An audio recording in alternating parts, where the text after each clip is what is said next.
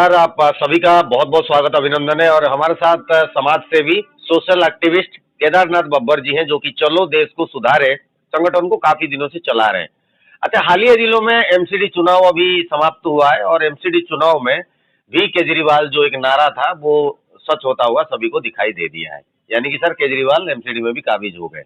क्या कहेंगे आपके भविष्यवाणी? पिछला इंटरव्यू जो हमने लिया था सर डामाडोल थे और 50-50 जी। एक्चुअली केजरीवाल जी जीते नहीं है, वो हार ही गए हैं बीजेपी से। कैसे?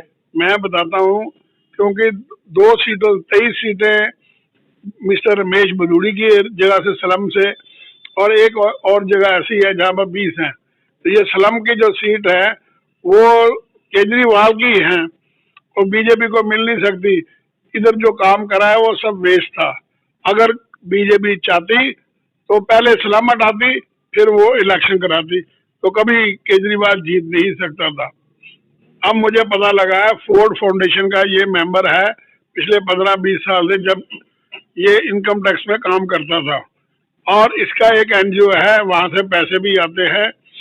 और उनका फोर्ड फाउंडेशन का जो असूल है कि गरीबों को अलग कर दो, अमीरों को अलग कर दो और इलेक्शन जीत लो। तो ये वही फार्मूला चला रहे हैं। बीजेपी को आस्ता आस्ता अब इस फोन से, इस मेरी स्पीच से पता लग जाएगा, शायद वो समझ जाएं कि फ्यूचर में लॉस ना हो। इसलिए बीजेपी को चाहिए सबसे पहले स्लम हटाए, जहां पर मर्जी है। ये कोई श्रम वाले कोई, मैं आपको बता दूं, हाईकोर्ट के निर्देश के अनुसार और हाईकोर्ट के तर्जमा और विश्लेषण के अनुसार दिल्ली भर में, यानी कि दिल्ली की परिसीमन की बात करें और सीमाओं के ऊपर बात करें, तो दिल्ली लगभग 85% जो है वो अवैध तरीके से बसी हुई है। स्लम तो सर वहां पे पनपना तो लाजमी था। अब शीला दीक्षित सरकार से ले लीजिए, अभी केजरीवाल सरकार को भी इतने साल बीत गए, केंद्र शासित एरिया है ये, यहाँ पर फिर भी ये चीजें दिखती है। कोई भी सरकार, चाहे केंद्र सरकार हो चाहे राज्य सरकार हो, स्लम के बारे में कोई काम तो करता नहीं है। सर क्या कहेंगे? ये अभी इनको करना पड़ेगा अगर इलेक्शन जीतना है 2024 का भी, क्योंकि नहीं तो 2024 में जितने हमारे दिल्ली के एमपी हैं सब हार जाएंगे, चाहे जितना मर्जी जोर लगा ले। क्योंकि स्लम एक ऐसा, ये बहुत बड़ी भविष्यवाणी कर रहे हैं सर। ये साल बचा है 24 में। बता दूं सर, एक थोड़ा सा मैं आता हूँ। सर ने एक बहुत बड़ी भविष्यवाणी कर दी कि अगर आपने स्लम के ऊपर या इस तरीके से वोट बैंक के ऊपर काम नहीं करेंगे तो लोकसभा का जो चुनाव आने वाला है उसमें हो सकता है आपको हार मिल सकती है। बिल्कुल हार मिलेगी। मैंने पहले आपको बोला था कि ये निगम में हार जाएंगे, वो हार गए।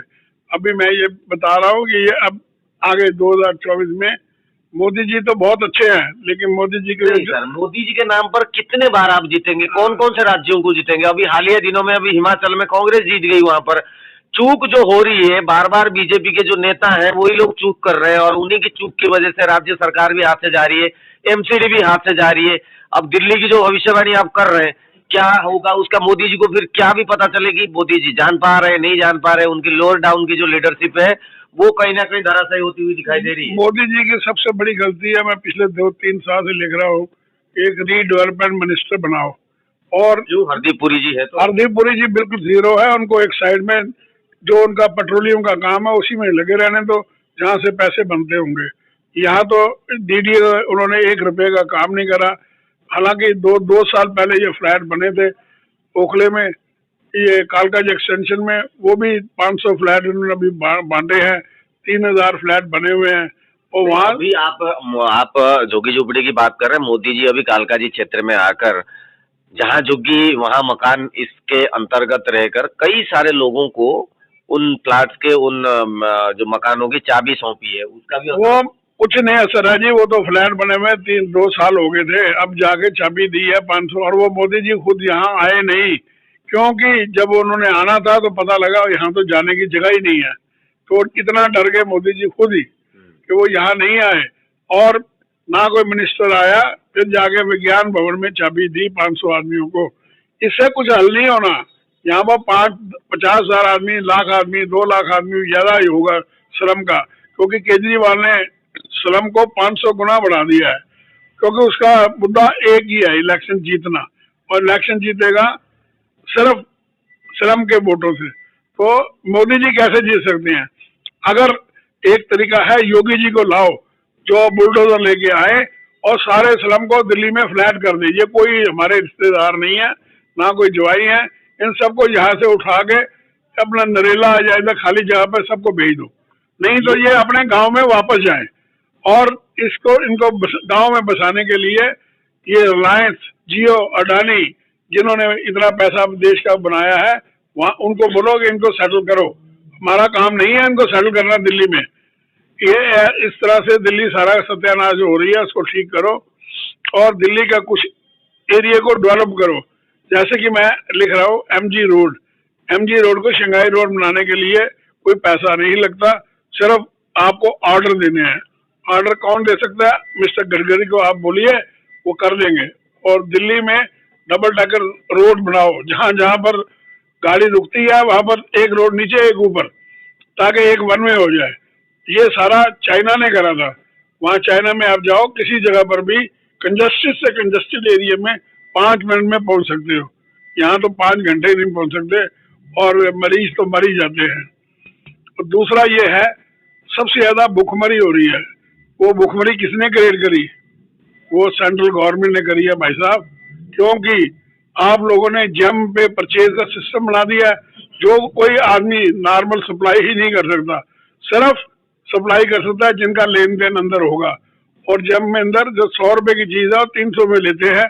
मैं हर टेंडर का बता सकता हूँ, जौन सा मर्जी ले आओ, और नॉन स्टैंडर्ड आइटम को छोड़ के, तो आपको पता लग जाएगा ये क्या हो रहा है। चलिए, ये तो बहुत नहीं, इससे तो इलेक्शन भी तो है ना मुद्दा, क्योंकि लोग बड़े गरीब हैं, जो आपको नौकरी नहीं मिल रही, वो रो रहे हैं। उनको नौकरी कैसे मिले? अगर रीडेवलपमेंट मिनिस्टर होगा तो सब एरिया बनना शुरू हो जाएगा, सारे आदमी काम पे लग जाएंगे और आदमी खुश हो जाएंगे और मोदी जी बीजेपी को वोट देंगे। मुझे लगता है कि देखिए सर, सजेशन तो अच्छा दे रहे हैं, मगर दिल्ली स्तर की बात करूं, खासकर दिल्ली में जो मास्टर प्लान 2041 का जो प्रारूप बना हुआ है, उसको अगर सुचारू रूप से यहाँ पर कार्यान्वित किया जाए तो मुझे लगता है कि दिल्ली की जो रूपरेखा है, दिल्ली की जो विजुअल है, वो शायद बदल जाएगी। मगर उसके ऊपर रेगुलर और निरंतरता के साथ काम करता हुआ कोई भी विभाग या कोई भी मिनिस्ट्री हमें दिखाई नहीं दे रही है। बब्बर जी जो है वो आपको सजेशन दे रहे हैं, सरकार को भी सजेशन दे रहे हैं।